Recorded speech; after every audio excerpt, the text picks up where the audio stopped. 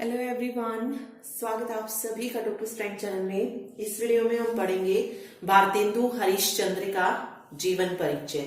ठीक है, इससे पहले हमने जो है रामचंद्र शुक्ल और मुंशी प्रेमचंद का जीवन परिचय जो है कर लिया, तो साथ साथ जो है इनको याद करते रहिएगा, क्योंकि एकदम से अगर आप इन्हें याद करेंगे सभी को तो बहुत जो है मुश्किल हो जाएगा। तो एक एक जो है आप डेली का याद कीजिए, वो आपके ध्यान में जरूर रहेगा अगर एग्जाम में अगर यहाँ से कोई क्वेश्चन आता है तो। ठीक है, इसके साथ ही अगर आप हरियाणा के किसी एग्जाम की तैयारी कर रहे हैं और उनके लिए मॉक टेस्ट खरीदना चाहते हैं तो परीक्षा ऐप से मॉक टेस्ट जो है खरीद सकते हैं। उन मॉक टेस्ट को खरीदने के लिए आप हमारा टॉपर्स 50 कोड यूज कर सकते हैं। इस कोड को यूज करेंगे तो आपको मॉक टेस्ट पे जो है 50% का ऑफ मिल जाएगा। ठीक है, और 29 जनवरी के बाद जो है मॉक टेस्ट के जो रेट है वो बढ़ाए जाएंगे, तो अगर आप उससे पहले लेना चाहें तो ले सकते हैं। ठीक है, चलिए आज हम पढ़ेंगे भारतेंदु हरिश्चंद्र के बारे में, और वीडियो अगर पसंद आए तो लाइक जरूर कीजिएगा। देखिए, सबसे पहले हम पढ़ेंगे इसका जन्म कब हुआ था। ओके, एक और बात कि कुछ बच्चों को ये प्रॉब्लम है कि जन्म मृत्यु क्यों करवाया जा रहा है, सिर्फ सीधा उपन्यास बता दीजिए। ठीक है, देखिए इस बार जो था एग्जाम में उपन्यास पूछे गए थे, लेकिन हो सकता है अगली बार आपसे जन्म पूछ लिया जाए, क्योंकि इस बात की कोई गारंटी नहीं है कि जन्म नहीं पूछा जाएगा। जब उपन्यास पूछे जा सकते तो जन्म क्यों नहीं पूछा जा सकता। जिसको नहीं पढ़ना है जन्म वो स्किप कर दीजिए और सिर्फ उपन्यास को नोट कर लीजिए। ठीक है, अदरवाइज एक जो सही तरीका है किसी का जीवन परिचय कराने का, तो ऑब्वियस है उससे सबसे पहले उसका जन्म ही लिखा जाएगा, मृत्यु लिखी जाएगी, देन उसके बाद उपन्यास आएंगे। तो जिसको नहीं पढ़ना है जन्म मृत्यु वो उसे स्किप कर सकता है और डायरेक्ट जो आप उपन्यास देख सकते हैं कि कौन कौन से इन्होंने लिखे हैं। ठीक है, चलिए जन्म की अगर हम बात कर रहे हैं तो भारतेंदु हरिश्चंद्र का जो जन्म था ये कब हुआ था? 9 सितंबर 1850 ईस्वी। 9 सितंबर 1850 ईस्वी को जो था इनका जन्म हुआ था। और कहां पर हुआ था, जन्म स्थान कौन सा था? तो वो था काशी। अभी तक हम तीसरा जो है ये पढ़ रहे हैं, कवि या लेखक जो भी है, और तीनों का ही जन्म स्थान कहां पर है? उत्तर प्रदेश में है। ठीक है, तीनों का ही जो जन्म स्थान है वो कहां पे है? यूपी में है। ठीक है, प्रेमचंद हो, इसके अलावा रामचंद्र शुक्ल पढ़ा हमने, वो भी यूपी में से ही थे, और यहाँ पर भारतेंदु हरिश्चंद्र का जन्म भी यूपी के काशी में हुआ था। ठीक है, मृत्यु की अगर हम बात करें तो भारतेंदु हरिश्चंद्र की जो मृत्यु थी ये हुई थी 6 जनवरी 1885 को। ऐसा नहीं है कि आपको इनकी मृत्यु जो है रटनी है, सिर्फ आप पढ़ लीजिए, हो सकता है आपके दिमाग में रह जाए, इसीलिए जो है सिर्फ करवाई जा रही है। ठीक है, क्योंकि क्वेश्चन तो आप ये भी नहीं कह सकते हैं कि किसी का बचपन का नाम पूछ लिया जाए। जैसे रेलवे एनटीपीसी का पेपर था, उसमें प्रेमचंद का बचपन का नाम पूछा गया था। ठीक है, इसीलिए सिर्फ उपन्यास पे ध्यान मत दीजिए, जो जो उसके बारे में इंपॉर्टेंट है वो सारे पॉइंट्स आपको याद रखने पड़ेंगे, क्योंकि एचएससी कुछ भी पूछ सकता है। एंड अगर आप याद नहीं करेंगे या मैं नहीं कराऊंगी तो आप नेक्स्ट पेपर में अगर इनका जन्म पूछ लिया गया कब है तो आप फिर आके मुझे ही बोलोगे कि आपने मैम जन्म नहीं करवाया था, सिर्फ उपन्यास करवा दिए थे। तो जितना पॉसिबल हो सके उनको पढ़िए। ठीक है, चलिए जन्म हो गया, मृत्यु हो गई। एक और क्वेश्चन, आधुनिक हिंदी साहित्य के जन्मदाता किन्हें कहा जाता है? आधुनिक हिंदी साहित्य के जन्मदाता या निर्माता किसको माना जाता है? तो ये माना जाता है भारतेंदु हरिश्चंद्र को। ये क्वेश्चन आया भी था कि आधुनिक हिंदी साहित्य का जन्मदाता किसे माना जाता है, तो भारतेंदु हरिश्चंद्र को हिंदी साहित्य का जन्मदाता कहा जाता है। ओके, देखिए इनके पिता का जो नाम था वो था गोपाल चंद्र गिरिधर दास। ठीक है, जब हरिश्चंद्र 5 वर्ष के थे तब जो था इनकी माता का देहांत हो गया था, और जब भारतेंदु हरिश्चंद्र 10 साल के थे तब इनके पिता का देहांत हो गया था। ठीक है, तो इनकी पढ़ाई में थोड़ी बहुत दिक्कत आनी ही थी, वो तो जब ऑब्वियस है माँ बाप नहीं थे तो पढ़ाई में दिक्कत तो आएगी ही, तो इन्होंने घर पे रह के ही जो है कुछ भाषा को सीखा था। ठीक है, चलिए अब हम देखते हैं इनकी कुछ इंपॉर्टेंट उपन्यास वगैरह। ठीक है, भारतेंदु हरिश्चंद्र की एक पत्रिका आई थी, हरिश्चंद्र मैगजीन। ठीक है, 1873 में आई थी हरिश्चंद्र मैगजीन।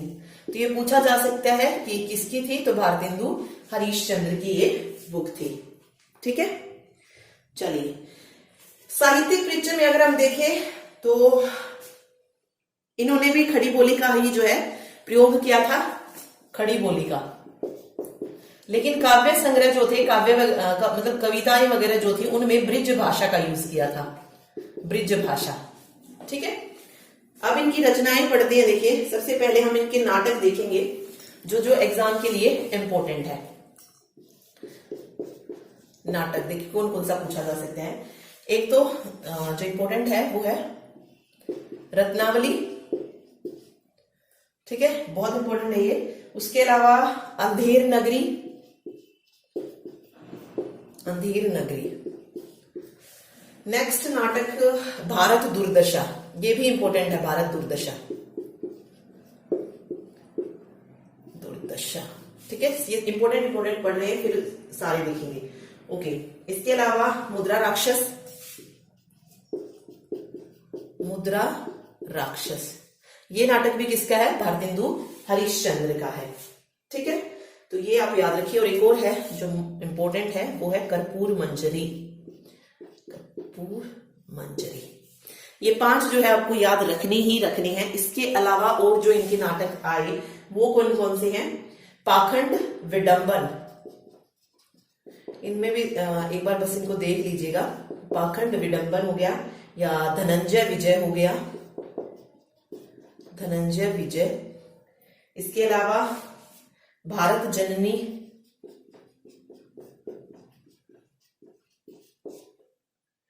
सत्य हरिश्चंद्र थे, श्री चंद्रावली। तो ये कुछ और नाटक हैं इनके। ठीक है, तो इन सभी को याद रखिए। सती प्रताप था, तो बहुत सारे थे इनके नाटक। प्रेम जोगिनी।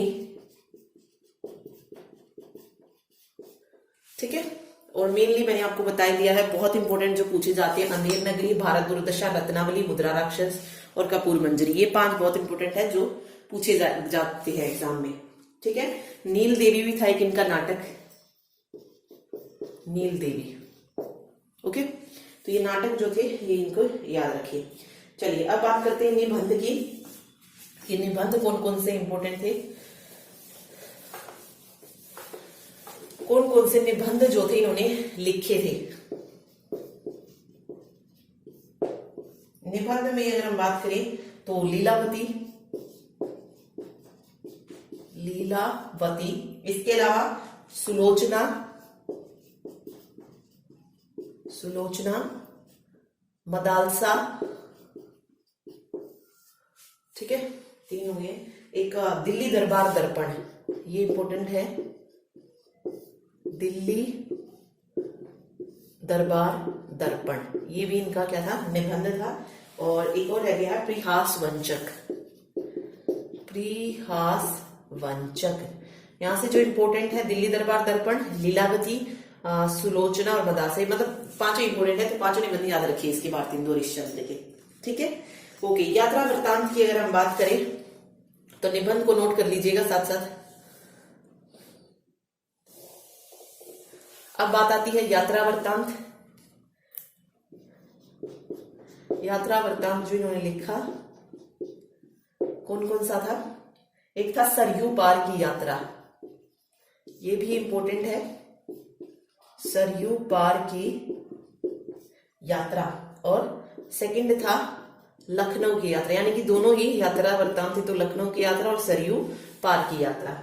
जीवनियां जो इन्होंने लिखी, जीवनियां कौन कौन सी लिखी इन्होंने, एक लिखी थी सूरदास। सूरदास जो जीवनी है वो किसने लिखी है, भारतेंदु हरीशचंद्र ने लिखी है। इसके अलावा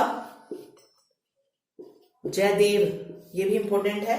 और महात्मा मोहम्मद, महात्मा मोहम्मद। ठीक है, ये इनकी क्या है, जीवनियां हैं। ओके, तो बस यही था इंपॉर्टेंट।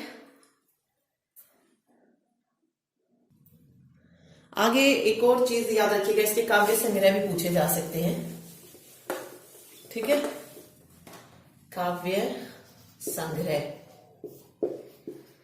कौन कौन से थे देखिए काव्य जो इन्होंने लिखे। वो था सबसे इंपॉर्टेंट जो बनता है वो है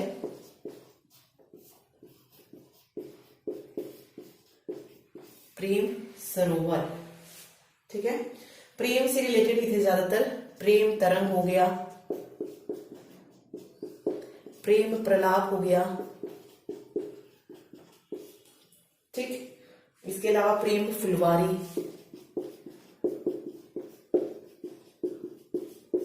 ठीक है, ये इनके काव्य संग्रह थे। एक और था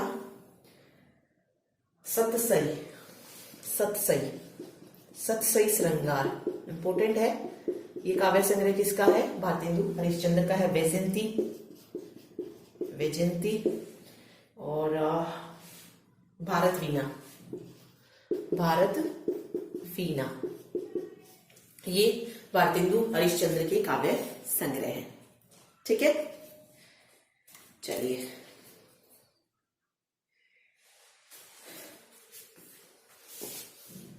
एक बार फिर से लर्न कर लेते हैं सारी चीजें। ठीक है, भारतेंदु हरिश्चंद्र को क्या माना जाता है? आधुनिक काल का जनक माना जाता है। या आपसे पूछा जाए कि हिंदी गद्य का जनक किसे कहा जाता है? हिंदी गद्य का, तो ये भी भारतेंदु हरिश्चंद्र को कहा जाता है। या आधुनिक काल का जनक किसको कहा जाता है? भारतेंदु हरिश्चंद्र को कहा जाता है। ठीक है, इनका जन्म कहां पर हुआ था? तो इनका जन्म काशी में हुआ था, यूपी में। और इनकी जो भाषा शैली थी उपन्यास वगैरह की, वो कौन सी थी? तो वो खड़ी बोली थी। फिर आ सकता है कि भारतेंदु हरिश्चंद्र ने जो काव्य संग्रह थे वो किस भाषा में लिखे? तो उनके लिए जो भाषा यूज की, इन्होंने ब्रज भाषा का यूज किया था। ठीक है, इसके अलावा पूछा जा सकता है कि भारत दुर्दशा, भारत दुर्दशा उपन्यास किसका है? तो भारतेंदु हरिश्चंद्र का है। ठीक है, सतसई श्रृंगार काव्य किसका है? तो ये भी भारतेंदु हरिश्चंद्र का है। ओके, और क्या था इंपॉर्टेंट चीजें जो हमने पढ़ी थी? एक का रचना, सॉरी, नाटक था अंधेर नगरी, अंधेर नगरी, ये भी किसकी है? भारतेंदु हरिश्चंद्र की। रत्नावली, ठीक है, जो हमने इंपोर्टेंट पढ़ लिए। तो बस यही क्वेश्चन जो है इसमें पूछे जा सकते हैं। ओके, तो ये था भारतेंदु हरिश्चंद्र के बारे में। Thank you so much.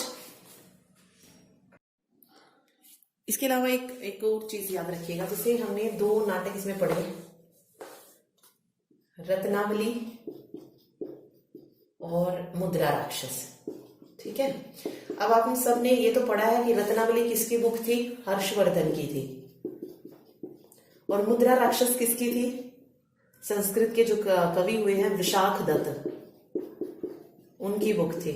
ठीक है, लेकिन इन्हीं बुक को, ये जैसे संस्कृत में थी रत्नावली और मुद्रा राक्षस, तो इनका हिंदी में अनुवाद किया था किसने? भारतेंदु हरिश्चंद्र ने।